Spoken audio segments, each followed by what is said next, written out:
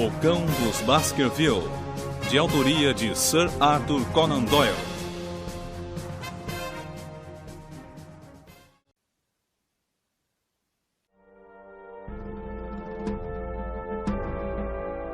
Capítulo 5. 3 fracassos.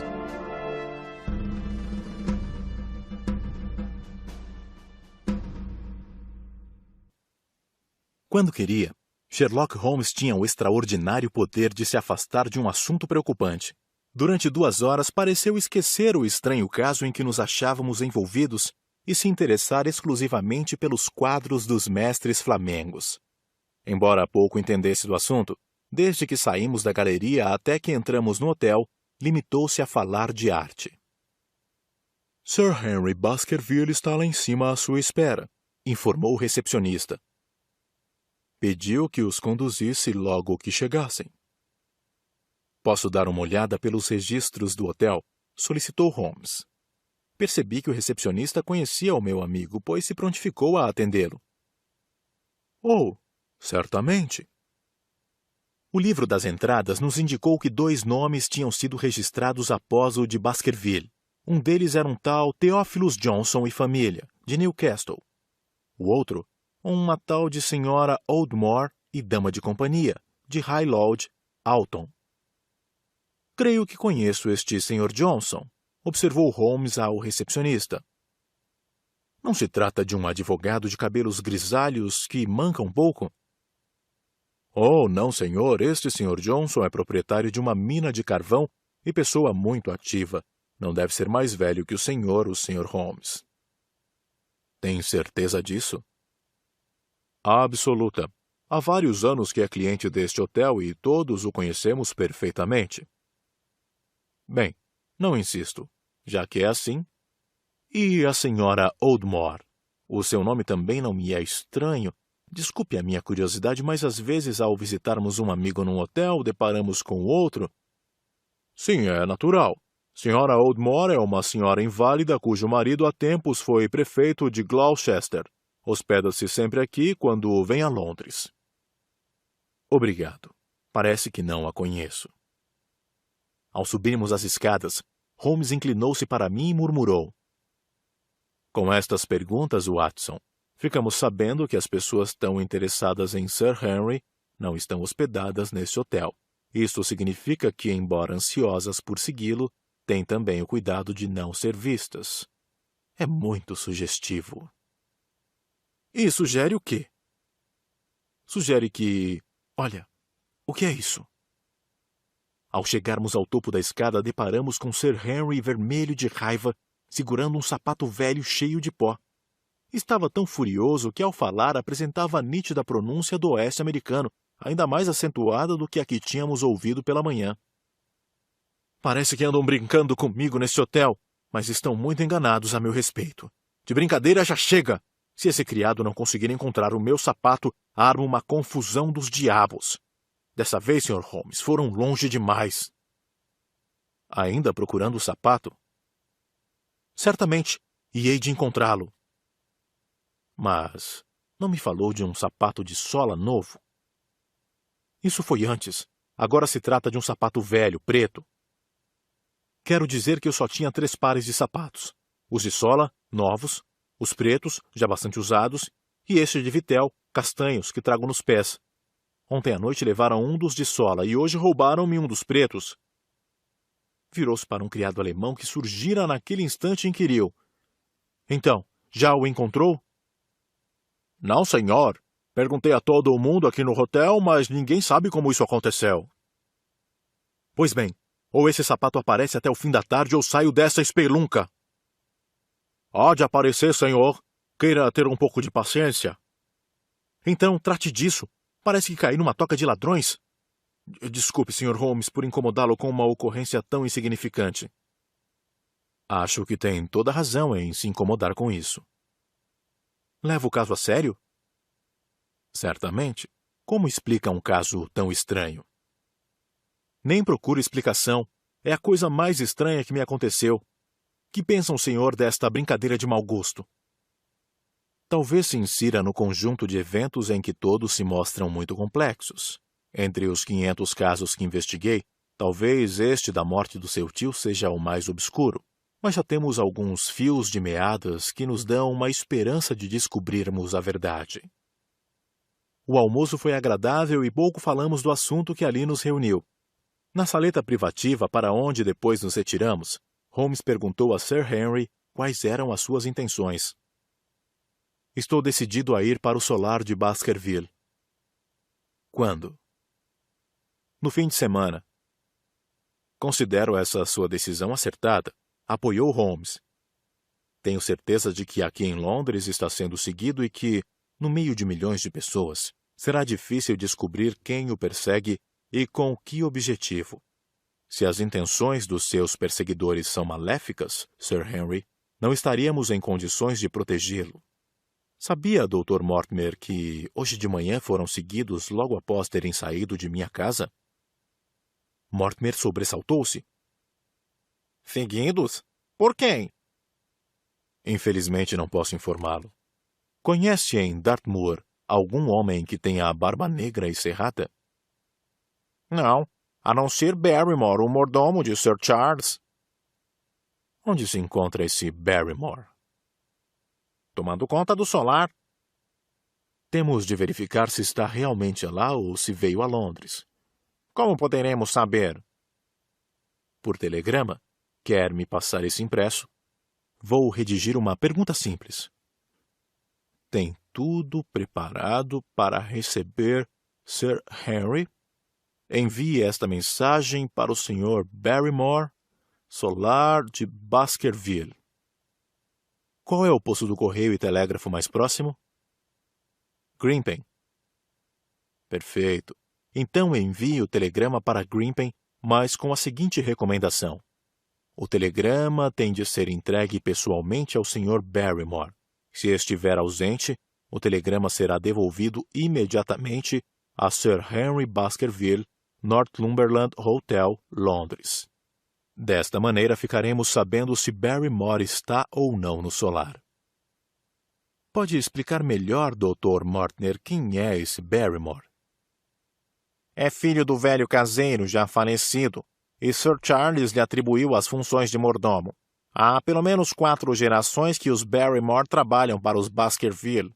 Segundo consta, tanto ele como a mulher são de toda a confiança. Naturalmente, quando o solar está desabitado, devem levar uma vida boa. Esse mordomo recebeu alguma coisa pela morte de Sir Charles?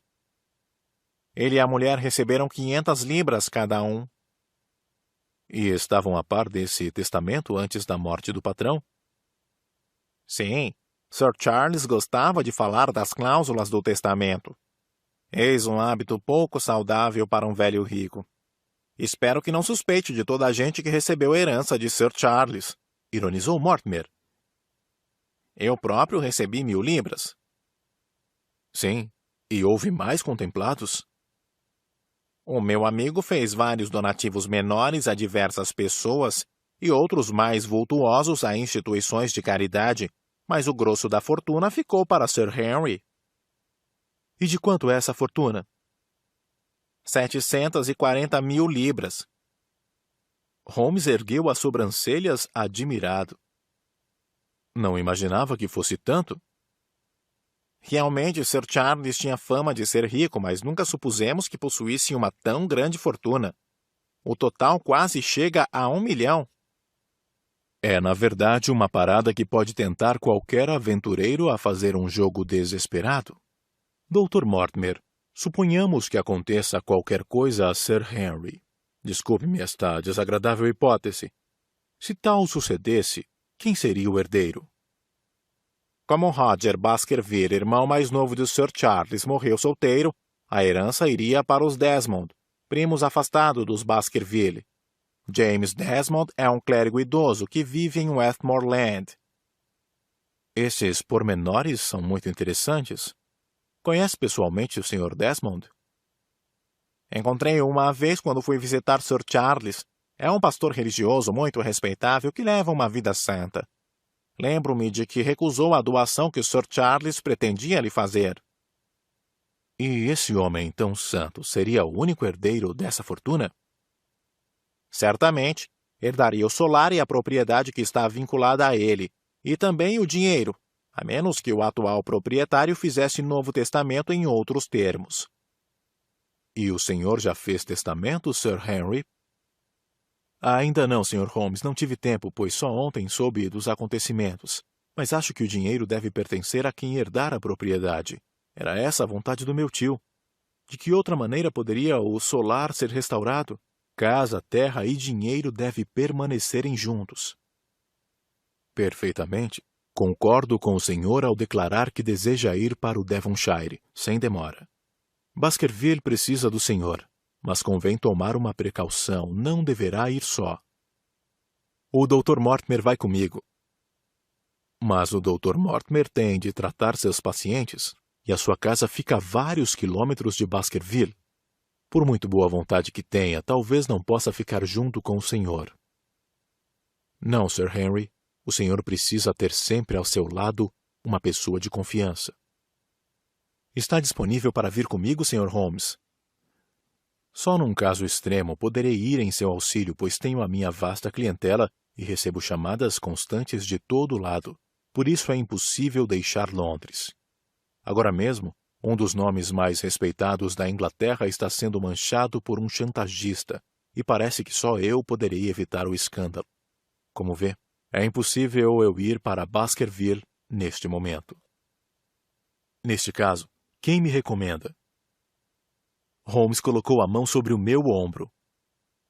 Se o amigo estiver disposto a ir, será um ótimo parceiro numa situação de perigo. Ninguém melhor do que eu para poder afiançá-lo.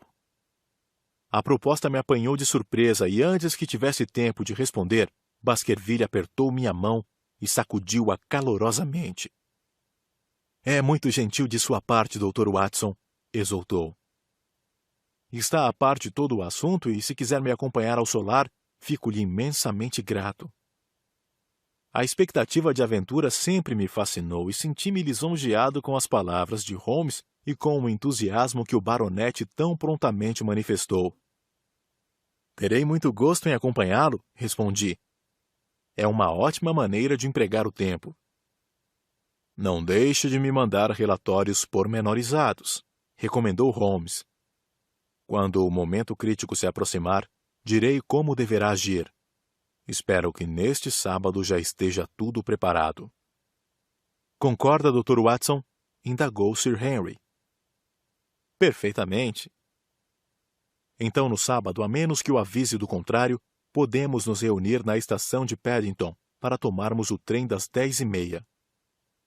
Já estávamos de pé para sairmos quando o baronete soltou uma exclamação de alegria. Num dos cantos do quarto, havia um armário entreaberto e, à vista, um par de sapatos. Aqui está o sapato de sola que andava perdido! É estranho, comentou Mortimer. Antes do almoço, revistei o quarto cuidadosamente e esse par ainda estava incompleto. E eu também já o tinha passado a pente fino, afirmou Baskerville. Nesse caso, durante o nosso almoço, o criado repôs o sapato no seu lugar. Quando foi chamado, o criado alemão jurou que nada sabia sobre o reaparecimento do sapato, e nada mais pudemos apurar.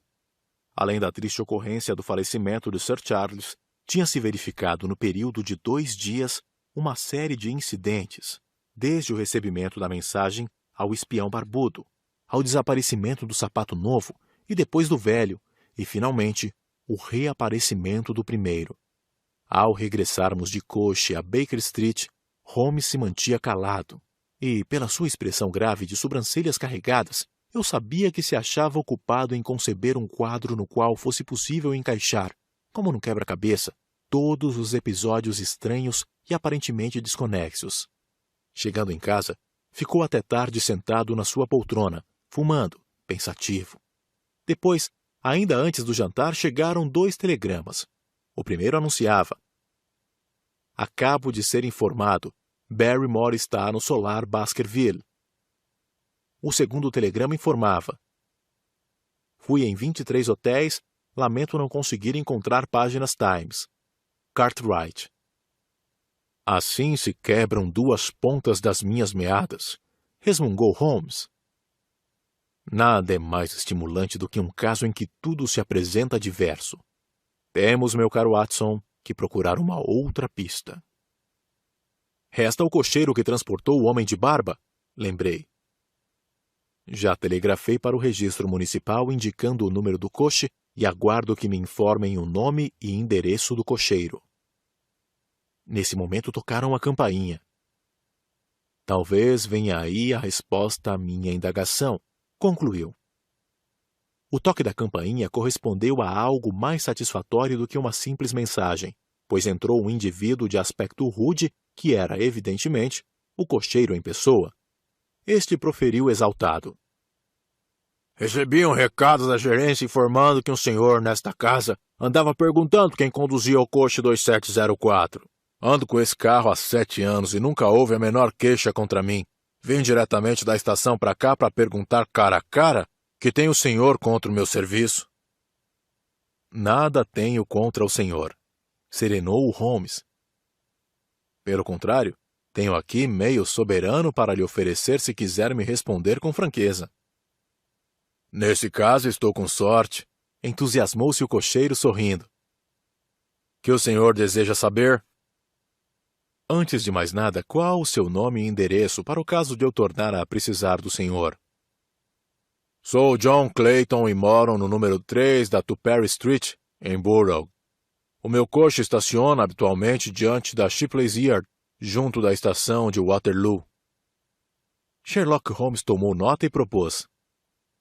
Agora, Clayton, fale-me do passageiro que hoje, às 10 da manhã, veio espiar esta casa e depois esteve seguindo 2 senhores que saíram daqui. O homem ficou surpreso e embaraçado.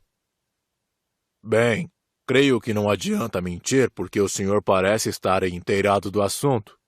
O meu passageiro explicou que era detetive e recomendou-me que não falasse dele a pessoa alguma. Este caso é muito sério, Clayton, e você ficará em maus lençóis se tentar nos esconder a verdade.